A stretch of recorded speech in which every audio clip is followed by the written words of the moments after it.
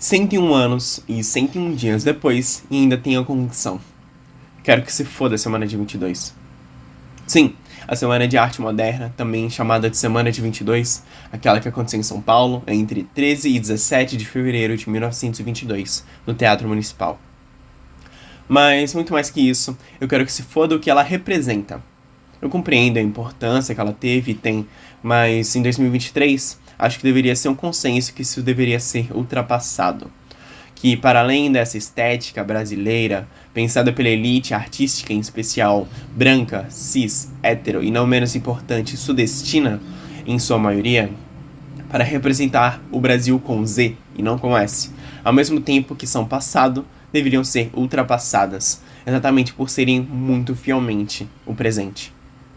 Ao passo que penso na contradição que é o modernismo nessa conjuntura, que produzia uma representação do Brasil em terceira pessoa, na minha perspectiva, como um fotógrafo da BBC em um país africano, ou não tão longe daqui, como Sebastião Salgado é hoje, assim eram os artistas da elite, retratando um país que não viviam de verdade. Fica aí a questão. Como um país calcado na história preta e indígena, na dor preta e indígena, no choro preto e indígena, construído por mãos pretas e indígenas, tem como expoentes de referência da cultura e exportação gente branca. Eu sei que Mário de Andrade, fundamental que houvesse a Semana de 22, um exímio poeta, contista, cronista, romancista, musicólogo, historiador de arte, crítico e fotógrafo, que por acaso sempre falta em sua descrição, que era preto. E também havia Anita Malfatti, como representação feminina. Sempre apenas parando na representação, desde aquele momento a representatividade servindo como pula-pula e não como trampolim, mas que por sua vez cumpre a regra de uma série de privilégios, sendo uma branca, ítalo-brasileira, etc. Inclusive, a presença de mulheres, Anita Malfatti e Tarsila do Amaral no modernismo brasileiro, tenho consciência que a Tarsila não participou da Semana de 22, mas sim do modernismo no geral. Isso é visto como um desafio às teorias de gênero, mesmo com os precalços de suas trajetórias, por não ser trivial a presença de mulheres no contexto da vanguarda artística, seja qual for.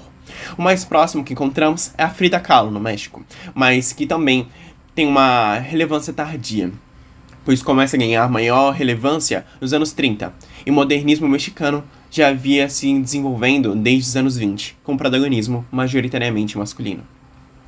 Perceba, quando pontuo em todo esse panorama os abismos entre a representação de gênero, sempre é por uma ótica binária, um olhar bem cis, como é de costume por aqueles que escrevem, ou melhor, ditam, da raiz ditatorial mesmo, a história, e remontam trajetórias, apagando narrativas, às vezes por ignorância, por vezes pela falta de humanidade e caráter, como aqueles que geralmente contam as histórias ocidentais.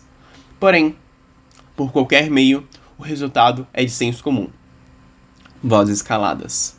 Se é de tal maneira, o Brasil esteve à frente e leva com orgulho nacional essa fresta, essa rachadura, a fissura no sistema de gênero em 1922, trago comigo essa sugestão para o Plano Nacional de Futuro.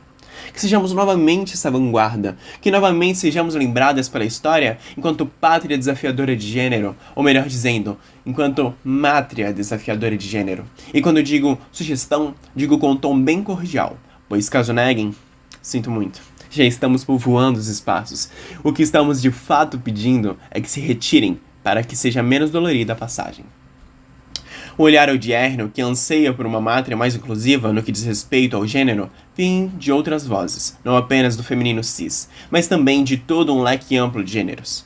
Os homens cis e brancos dominaram a arte, como todos os outros âmbitos da vida europeia pré-colonização e imperialismo, e nos âmbitos globais, após esses crimes à vida por essa razão. Em geral, os estudos de arte e gênero giram em torno dessa temática-chave, a exclusão da mulher cis branca. Obviamente não posto dessa forma, mas exatamente sobre essa problemática. Estudos que investigam os porquês delas não acessarem os espaços de relevância, porquê de quando citados na arte serem na maioria das vezes como temas, como musas inspiradoras e peladas e raramente produtoras de suas próprias potências. Quais mecanismos do sistema produzem essa exclusão? Olhando para uma perspectiva desbinarizada, conseguem perceber essa espiral? esse retorno à mesma problemática de formas diferentes? Ainda estou trazendo a mesma problemática, porém, incluindo outras narrativas. Quero entender coletivamente qual a problemática, porém, incluindo outras narrativas. Mecanismos do sistema que produzem a exclusão de vozes intelectuais com pluralidades pretas, indígenas, intra-travestis gêneros, porque nós, quando somos colocados em espaços de arte visual, sempre é como tema, como inspiração e por muitas vezes pelades. Com esse questionamento em mente, vamos juntos pensar o que em 2023 uma artista contemporânea brasileira, no caso, travesti, negra, de ascendência indígena, tem a dizer sobre a nossa Semana de Arte Moderna. Em primeiro lugar, queria dizer que só minha existência como artista já é motivo para a lista de envolvidos em 22 morder as costas. O Brasil sempre foi visto como cordial, como democrático, como diplomático, e a própria Semana de 22 reforçou muito desse estereótipo. Todo esse contexto histórico queria inventar um Brasil para o exterior, em especial para a Europa. E que não existia, de fato, sabemos. Casagrande Senzala, que traz à tona o mito da democracia racial, é um pouco depois disso, em 1933. Mas esse país nunca existiu. Nós que é preto, nós que é pobre, para os travestis, para o povo originário, para a nossa gente, nunca chegou essa cordialidade. Essa democracia, até porque nunca chegou muita coisa mesmo. E agora, que estamos ocupando esses espaços, que estamos sonhando, que estamos ganhando um pouco mais de dinheiro, apesar de, na prática, ser mais acesso a crédito e não a dinheiro de fato. Não chegamos sendo cordiais. Aliás, não fui pedindo licença que cheguei até aqui. Por isso que nosso povo ocupando esse espaço sempre vai ser um incômodo, porque chegamos nos espaços querendo mais. Mas não só para mim, mas para todos nós. Vamos subindo e puxando os que estão ao redor. 1000 para você, 1000 para mim. Isso revolta quem sempre esteve lá. Como assim tem preto no aeroporto? Como assim tem música de pobre falando de grife? Como assim tem preto no museu? Como assim tem uma preta escrevendo sobre a Semana de Arte de 22? Tem um post de um dos mais importantes pintores brasileiros da contemporaneidade, Maxwell Alexandre, que pontua algo muito relevante, que acredito que seja engrandecedor para essa reflexão. Nele diz: no Dia da Consciência Negra, deveriam ter feito uma exposição coletiva de brancos, onde a abordagem fosse privilégio branco. Tenho aqui algumas sugestões de títulos. Qual o problema e as aspirações do artista branco? Brancos, vida, aspirações e problemas. Como que o identitarismo branco criou o bolsonarismo? Esse lugar na arte existiria para mim, homem branco, sem eu ser herdeiro? Todos esses pavilhões ao redor existiriam sem minhas relações íntimas brancas? Como artistas brancos continuam se beneficiando do racismo? O teatro do homem branco é o Inhotim.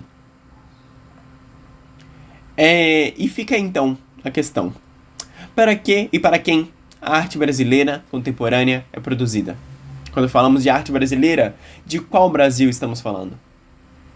Andy Warhol dizia que ser artista era produzir coisas que as pessoas não precisam.